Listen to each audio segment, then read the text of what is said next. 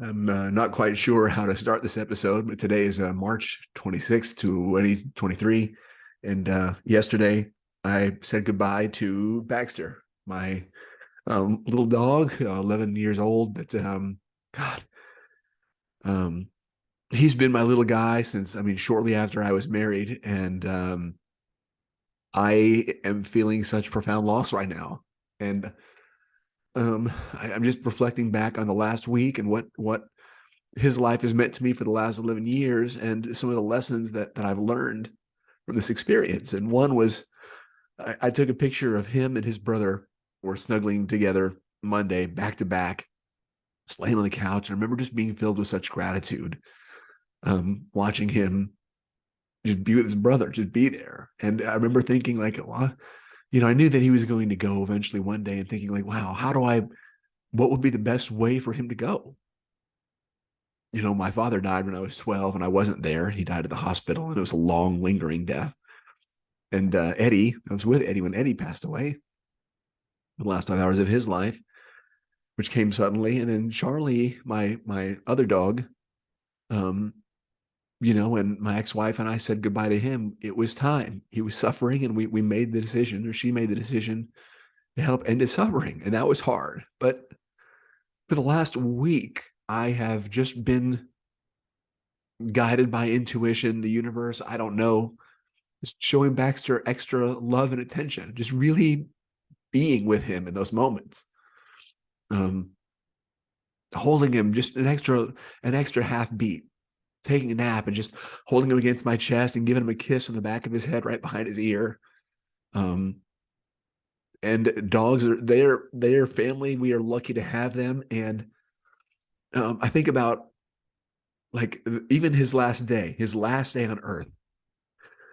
He got up, he got out of bed, he was excited, ate breakfast. A friend of mine stopped by for lunch to say hi, and Baxter ran up to her, and she dog sat for me while I was in New Zealand. So Baxter spent a lot of time with her, and he was so just happy and alive. And she and I even talked about, yeah, he's over 11 now. And I think, like, how precious these moments are. Every moment is just precious, and we want them to last forever. And I could either spend the last year of his life looking at him every day, being like, oh, he's getting older and I don't want to lose him, or I could just be with him. And that's what I chose to do this last week, without knowing that it was going to be his last week.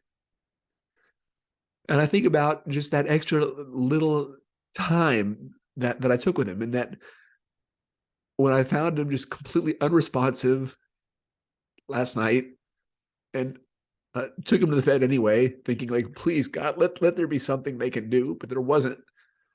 That after I don't want to even say accept that he's gone, because I don't know if I still have or not. I guess realized that he's gone. I thought that I'm so thankful that I was able to give him the love and kindness that he deserved, that he gave me. Thankful that I was in town, thankful that I was here and not traveling, thankful that I wasn't out. I was supposed to go out and meet a friend for dinner. I was going to leave in like 15 minutes. And had I decided to meet my friend closer to where they lived, I would have already been gone. And then for hours, I wouldn't have been here. And I would have just kicked myself. Oh my God, I could have never forgiven myself. But the fact that I was here, he didn't suffer at all. He was just right next to his little dog bed where he just had fallen out of it. And his heart just went out, is what the vet said. He's a little guy. And I got to be okay with that.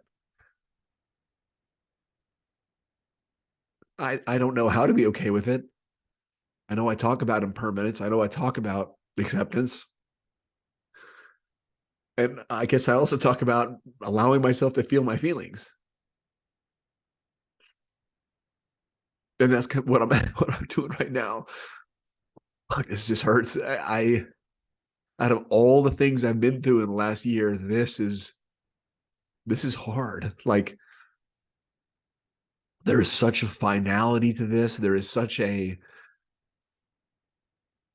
I can't tell him anything that I want to tell him. With Eddie, with Charlie, I got to say every word that I wanted to before they crossed.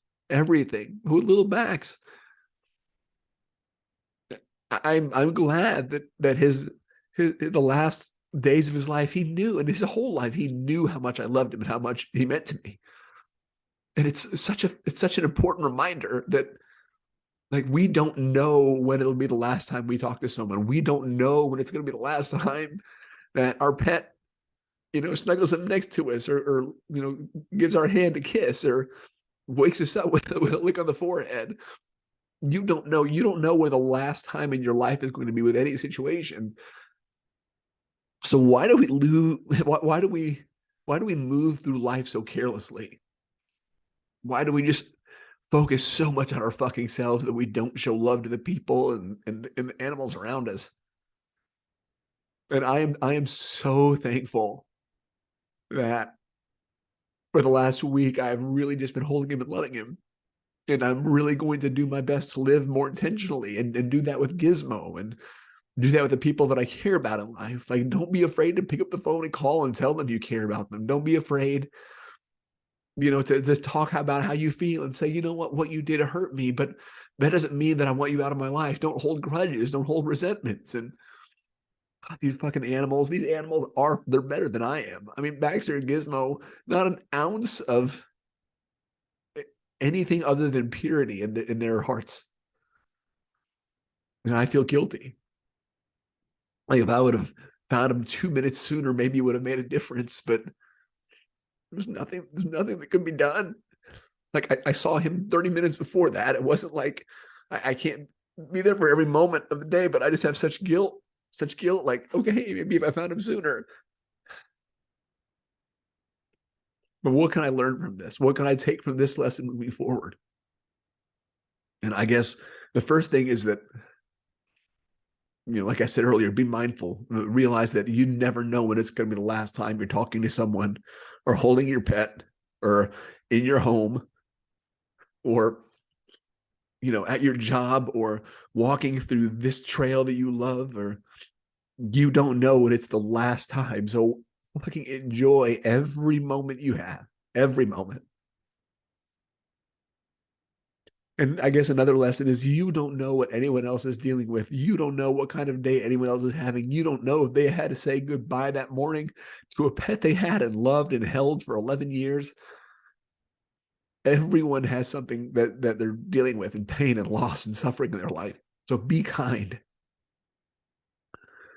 And I know this is a bit of a rambling, impromptu thing that I'm doing here, but he was the best dog. And he was here for me during some of the most challenging times of my life. And I will always, always love him. And I'm so thankful for him. And thank you for listening. And if you took anything out of this, please just love the people you love, hold the animals you love, and treat everything with love and kindness. Everything. Thanks.